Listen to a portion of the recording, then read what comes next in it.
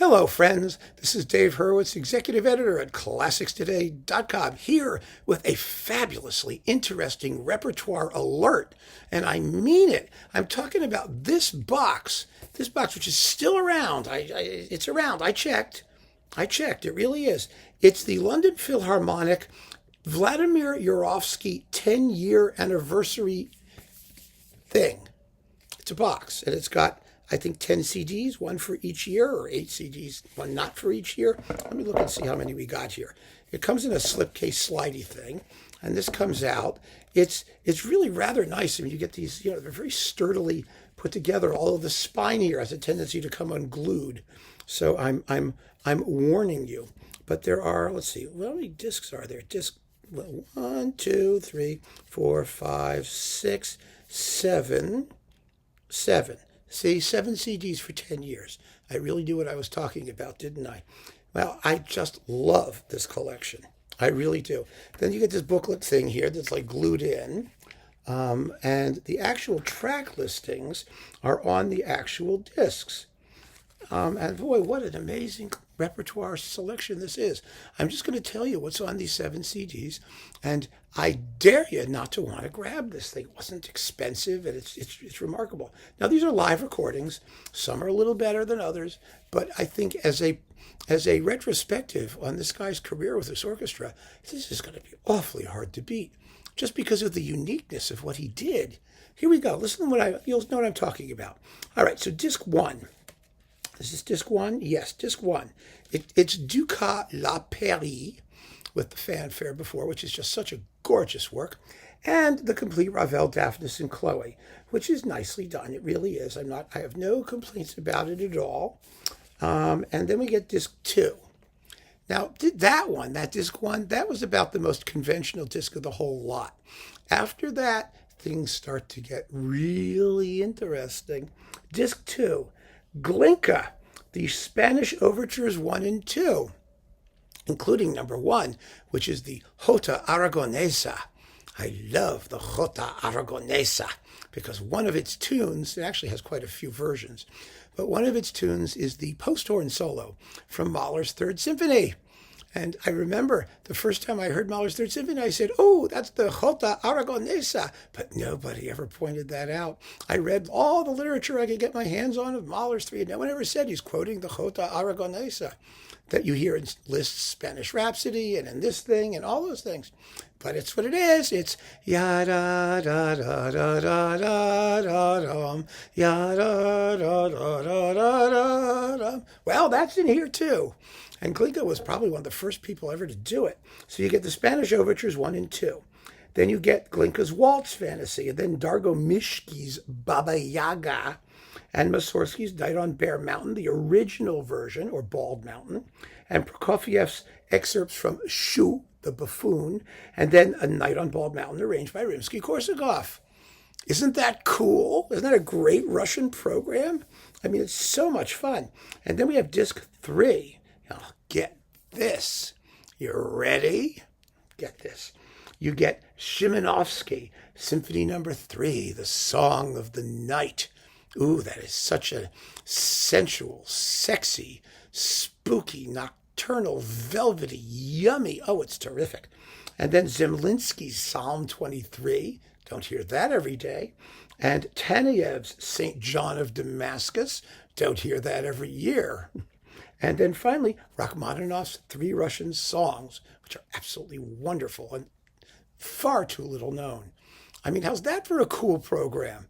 Really interesting program of choral music. In fact, a lot of these pieces are choral works, which makes it even more interesting. So next, get this one. You ready? Disc number 4. It's really heating up. You get Janáček, The Eternal Gospel, which is an amazing cantata that no one ever plays.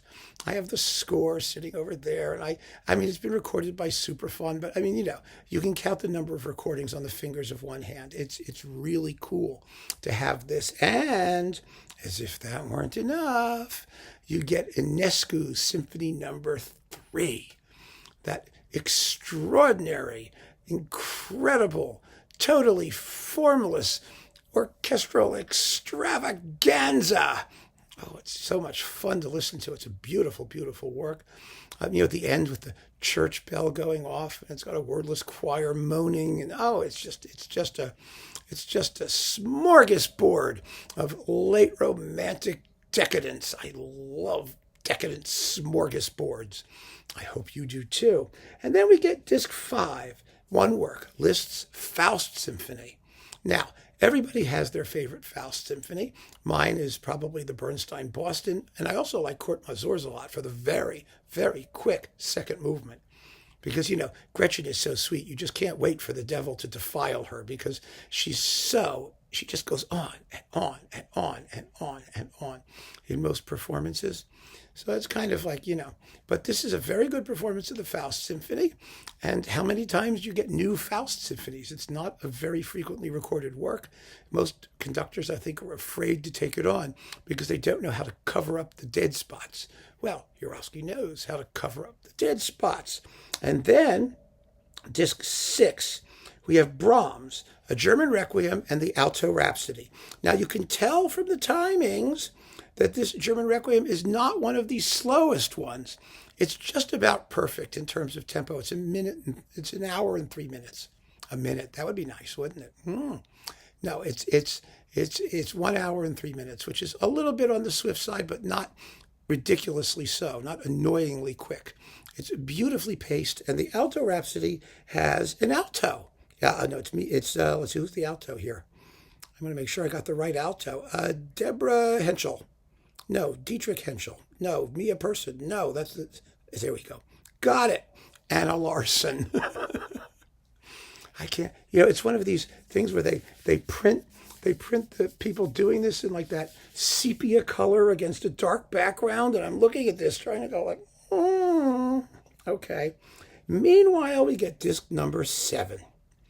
And disc number 7, meanwhile, the glue is coming out, the staples are sticking out. You got to sort of glue it back together. But that's okay. I give it the glue just because it's such an interesting collection of stuff. I'm willing to tolerate the glue issue. I really am. So we get Silvestrov, Symphony number 5, Gia Cancelli, Another Step, Ligeti's Atmospheres, and Edison Denisov's Second Symphony. Yeah.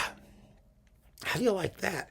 I mean, what other conductor, seriously, would choose that lineup of stuff to represent 10 years of work with an orchestra? I mean, you get no Tchaikovsky symphonies, no Mahler symphonies, no pictures of an exhibition. I mean, he did all of that stuff, and he recorded it for LPO. But in selecting this, that which we should remember him by, just take that as an object lesson in how to do such things and how to really leave a legacy that has a certain amount of daring and ambition, and the performances are all terrific. I mean, they're live, yes, there's some noise, but still, it's a terrific, terrific series. A beautiful box and an eloquent testament to the fact that Vladimir Jurowski was just not your average, everyday conductor.